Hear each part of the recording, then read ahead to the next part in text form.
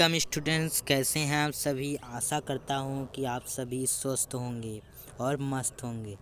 Board exam चल रहे हैं तो बोर्ड एग्ज़ाम में आप लोगों के लिए मैं डेली एक वीडियो लेकर आ रहा हूं जो कि किसी न किसी बोर्ड के पेपर से रिलेटेड होती है, जिसमें आपको मोस्ट इम्पॉर्टेंट क्वेश्चंस के बारे में बताया जाता है।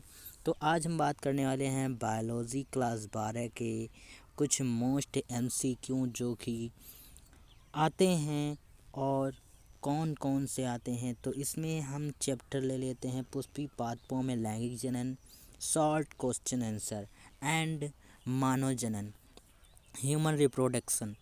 तो दोनों चैप्टर के जो भी शॉर्ट हैं, जो ज़्यादा पूछे जाते हैं, उनकी वीडियो आज मैं लेकर आ गया हूँ। तो चलिए स्टार्ट करते हैं या आज का वीडियो। तो ये देख सकते हैं यहाँ पर लिखा हुआ है, पहला क्वेश्चन है हमारा, द्विलिंगी के पुष्प के उदाहरण हैं। तो कौन से हैं? लिली हैं और गुलाब हैं।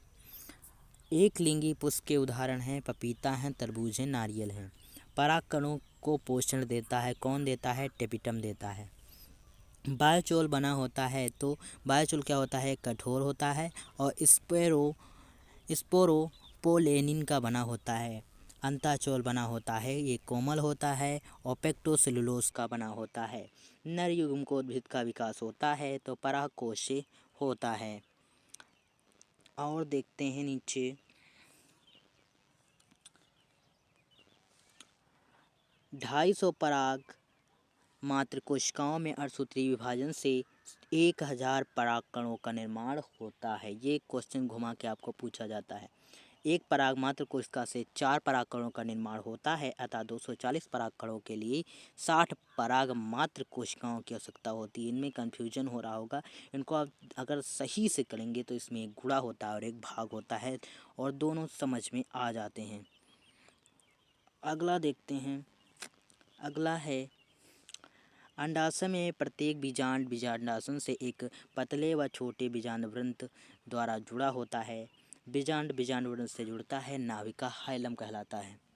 बीजांड का आधारीय भाग कहलाता है निभाग कहलाता है या चलाजा कहलाता है इंग्लिश में। और है भ्रूणपोष का विकास क्रम, अक्सीरोमियम गुरु बीजाणु मात्र कोशिका, गुरु बीजाणु भ्रूणकोश। इसका कौन सा है? भ्रूणकोश का विकास क्रम कैसा होता है? तो पहले ये फिर ये होता है, भ्रूणकोश बन जाता है।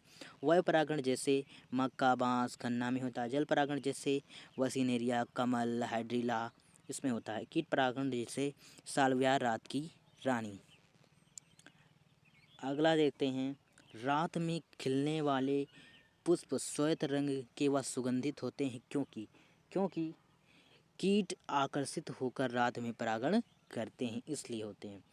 द्विनिषेचन की खोज एस.जी. नवीश्चिन ने 1998 में की थी। द्विनिषेचन की खोज किन पादपों में हुई? तो फ्रिटिलिया एंड लिलियम में हुई।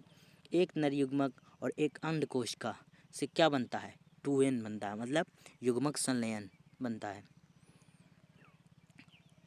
दो नर युग्मक और एक द्वितीयक केंद्रक मिलकर क्या बनाते हैं? 3n बनाते हैं, मतलब परागण भ्रूणपोष त्रिसंलयन, प्राथमिक भ्रूणपोष त्रिसंलयन या ट्रिपल फ्यूजन ये कह सकते हैं। भारतीय भ्रूण विज्ञान के जनक कौन है? तो पी महेश्वरी ही। भ्रूणपोष वृद्धि करके भ्रूण को पोषण देता है। और आगे देखते हैं, मिथ्या फल या आभासी फल या कूट फल किसे कहते हैं?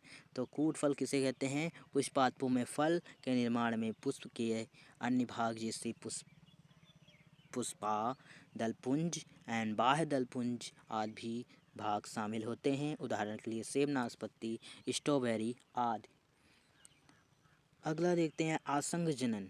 आसंग जनन क्या होता है? बिना निषेचन के ही बीज बनता है तो उसे आसंग जनन कहते हैं, जैसे सनफ्लावर और घास। अनिषेक जनन किसे कहते हैं? पैथोजेनेसिस किसे कहते हैं? ऐसे पौधे जिनमें बिना निषेचन के ही फल बनता है, उन्हें केला, पपीता, अंगूर etc। अपयुग्मन क्या होता है? इग को मतलब अंडे को छोड़कर भ्रूणकोश को किसी भी कोशिका बिना निषेचन के भ्रूण में बदल देती है, जैसे एलियम, तो उसे अपयुग्मन कहते हैं। बहुभ्रूणता क्या होती है? जिसमें एक से ज़्यादा बहुभ्रूण मतलब भ्रूण विकसित होते हैं, उसे बहुभ्रूणता कहते हैं। इसकी खोज लेवेनहॉक ने की थी, 1917 में की थी। और इसका उदाहरण हो जाएगा पाइनस। अनिषेक फलन क्या होता है? शब्द का प्रयोग नैल ने किया था सर्वप्रथम। बिना निषेचन के ही फल बनता है, उदाहरण के लिए केला, अनानास, अंगूर ईटीसी। आगुणित कोशिका है, परागकण है। द्विनिषेचन होता है आवृतबीजी पादपों में। सत्यफल पुष्प के अंडाशय से विकसित होने वाले फल को सत्यफल कहते हैं, जैसे संतरा, अनार, आम। आसत्ति फल, ऐसा फल जो अंडाशय से ना बनकर किसी अन्य अतिरिक्त भाग जैसे पुष्पासन भी शामिल होते हैं, तो उन्हें क्या कहते हैं? आसत्ति फल कहते हैं। अब NAA तो नेफ्थेलीन एसिटिक एसिड इसका फुल फॉर्म होता है, ये भी कभी कभी पूछ लिया जाता है। आगे देखते हैं, ये है MCQ मानव जनन के चैप्टर का है। ह्यूमन रिप्रोडक्टिव सिस्टम जो होता है उसमें के हैं MCQ। इसमें पहला क्वेश्चन है, वृषण की अंतराली लीडिंग कोशिकाओं स्रावित हार्मोन से तो टेस्टोस्टेरोन एंड्रोजन स्रावित करता है। एंड्रोजन टेस्टोस्टेरोन का स्रावण वृषण की लीडिंग कोशिकाओं द्वारा किया जाता है। ये क्वेश्चन आपको सेम लग रहे होंगे, बट इनमें कंफ्यूजन बहुत है। निम्न में से कौन सा नर सहायक ग्रंथि नहीं है? तो तुमिका। निम्नलिखित में से किसमें 23 गुणसूत्र होते हैं? तो द्वितीयक ओसाइट में 23 गुणसूत्र होते हैं।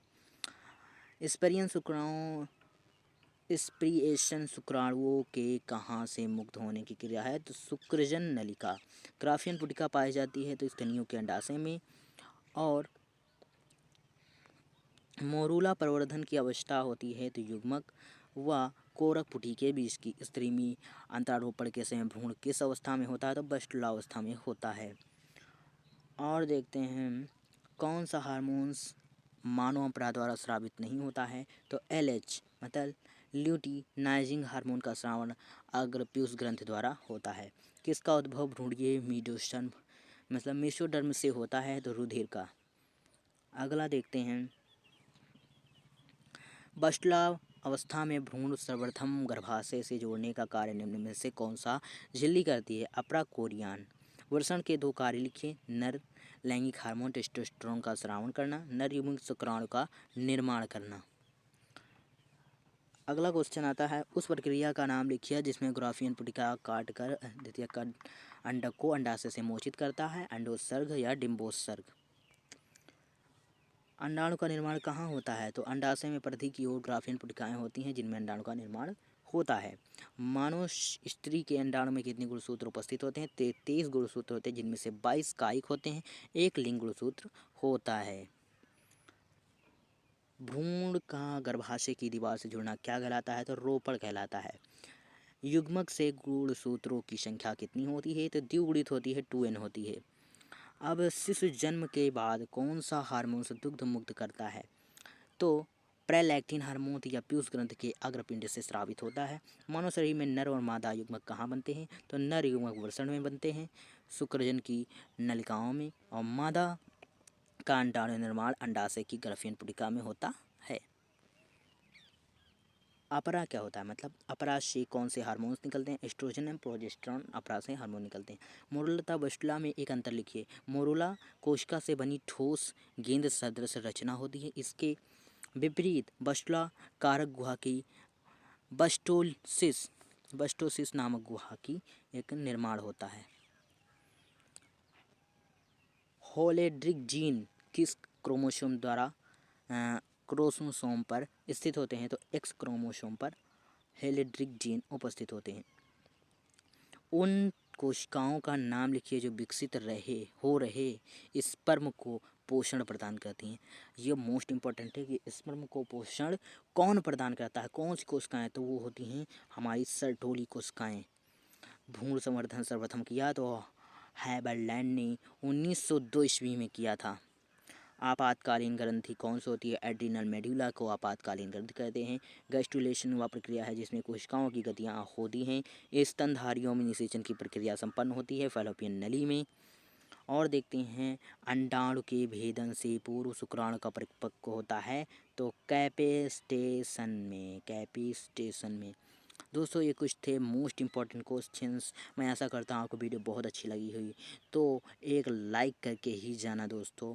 और हमारे चैनल को अभी सब्सक्राइब कर लीजिए, क्योंकि इस पर आपको क्लास 10 से लेकर 12 तक biology, Hindi, English, chemistry, math जो भी है सारा का सारा सब्जेक्ट का विषय इसी में पढ़ाया जाएगा। Thank you for watching videos.